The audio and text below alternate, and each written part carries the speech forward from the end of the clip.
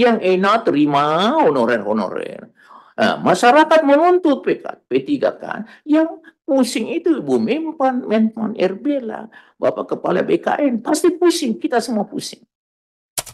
Saya hanya ingin mencoba meluruskan pada RDP sebelumnya, saya mencoba memberikan pokok-pokok pikiran terkait P3K itu yang menjadi beban negara. Belum tuntas karena di-cut oleh pimpinan waktu itu. Pimpinan mengatakan dibahas pada saat RDP selanjutnya, karena pada waktu itu hanya persoalan efisiensi. Nah, viral lah di media sosial seolah-olah saya tidak berpihak kepada P3K itu sendiri. Bapak dan Ibu sekalian, kalau kita berbicara P3K itu sendiri, mungkin alangkah bijaknya kalau kita berbicara historis dulu, Bu Menteri. Historisnya P3K itu ada situasi dan keadaan di daerah-daerah ASN yang sudah pensiun, yang spesifik dan punya keahlian, tidak bisa diisi oleh ASN lainnya yang ada pada lingkungan itu. Maka dibukalah P3K itu untuk mengisinya dari tenaga-tenaga honorer. Dalam perjalanan waktu, ternyata maksud baik dari pemerintah di sini kebablasan dengan kondisi situasi politik, yaitu tidak sedikit kepala-kepala daerah harus membayar utang budi kepada tim sukses lah, tim pemenangan lah, apapun namanya. Ini faktanya Bapak Ibu sekalian, sehingga bagaikan air bah, tenaga-tenaga honor itu dengan SK kepala daerah bermunculan. Lebih ironisnya lagi, banyak SK-SK kepala daerah yang status kepala daerah, status honor, setelah mendapatkan SK, dia merantau, pergi menjadi pekebun sawit lah, dan lain-lain sebagainya. Nanti setelah mau ada seleksi P3K, kembali lagi. Nah, di satu sisi kita tidak boleh tutup mata, ada tenaga honorer seperti contoh tenaga kebersihan, tenaga kesehatan, tenaga pendidik, itu betul-betul mengabdikan dirinya tanpa pamrih. Masa sih mau dipersandingkan dengan kondisi status yang saya katakan tadi itu? Nah, dalam perjalanan waktu, sepertinya kondisi ini tidak bisa dibendung. Semua tenaga honorer ingin menjadi P3K. Tapi ada satu hal, inilah yang saya maksud beban. Ada satu hal yang perlu kita pikirkan, penggajian tenaga P3K itu dibanding dengan tenaga honor 1:3, Pak. Ini tidak boleh kita tutup-tutupi. 1:3. Berarti pasti tenaga honorer ini punya semangat, kemauan, nafsu untuk ikut diterima juga P3K. Nah, pertanyaannya sekarang, apakah negara, apakah Ibu Menpan RB, Kepala BKN, sudah mempersiapkan green theory untuk memangkas setidak-tidaknya membendung arus yang sangat dahsyat ini? Tidak gampang, Pak. Kita tidak bisa memungkiri semangat masyarakat di luar sana yang honorer, puluhan tahun bahkan, ini sekali diangkat menjadi P3K.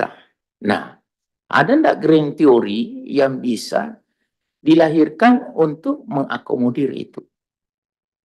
Tapi di satu sisi juga kita harus membuat tata kelola manajemen penanganan P3K ini secara berkepastian hukum dan berkeadilan, Pak, Bu. Nah, perlu ada upaya. Saya tidak tahu seperti apa upaya yang sangat progresif dan responsif mengetahui sedetail-detailnya tenaga-tenaga honorer itu yang berkapasitas, berkompetensi, dan berintegritas.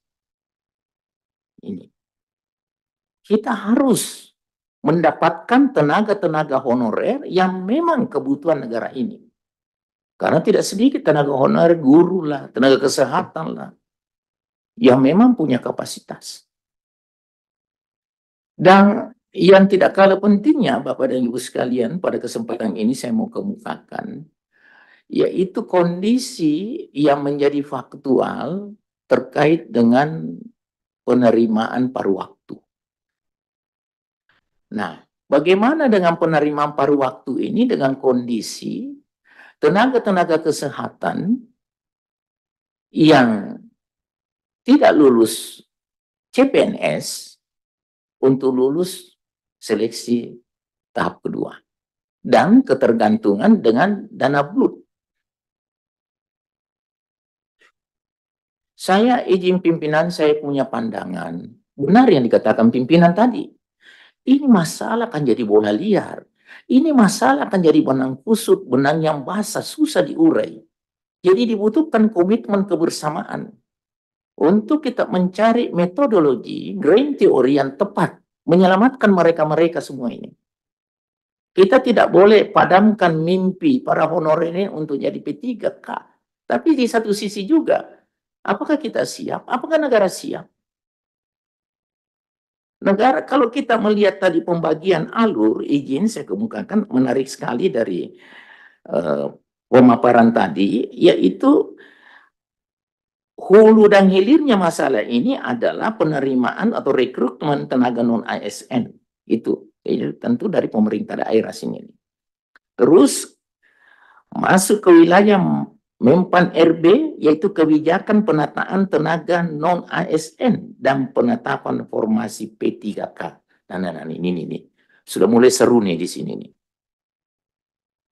Ini pembagian tugas dan wewenang. Setelah itu alurnya adalah ke BKN, yaitu kebijakan teknis pelaksanaan seleksi P3K. Ini sudah berbicara teknis ini. Lulus dan tidaknya. Berapa banyak diterima, itu urusan Mempan RB. Nah, olehnya itu, saya ingin mengemukakan pada kesempatan ini, izin pimpinan memberikan kontribusi pemikiran, bisa tidak ada target-target capaian. Ada target capaian agar supaya P3K ini bisa tuntas setuntas-tuntasnya. Dengan berkeadilan dan berkepastian hukum.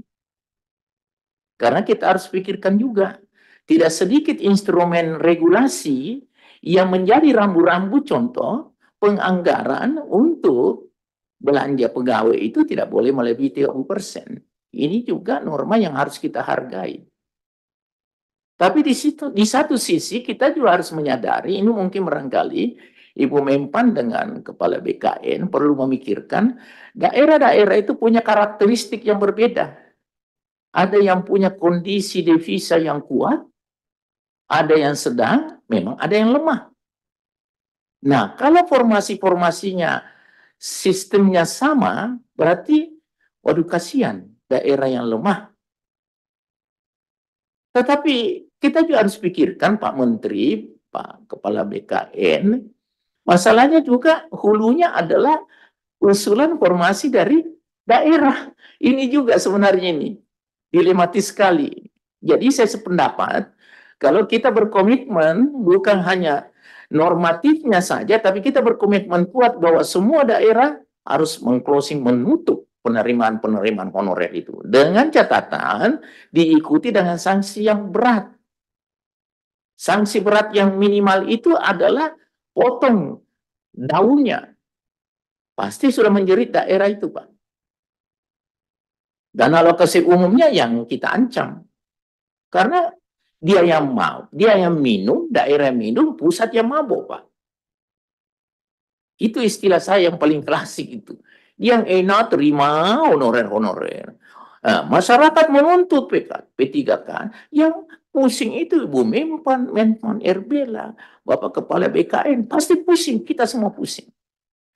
Akhirnya saya berkesimpulan Pak, dengan kontribusi pemikiran saya ini semua harus diakhiri. Tidak bisa tidak.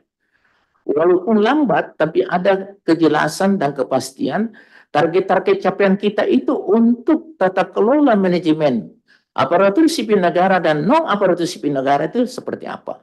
Kita harus keluar dari kemelut ini. Kalau kita ada keinginan mau keluar dari kemelut ini, insya Allah Komisi 2 pasti mendukung, seperti halnya dengan perencanaan-perencanaan tata kelola birokrasi ke depan.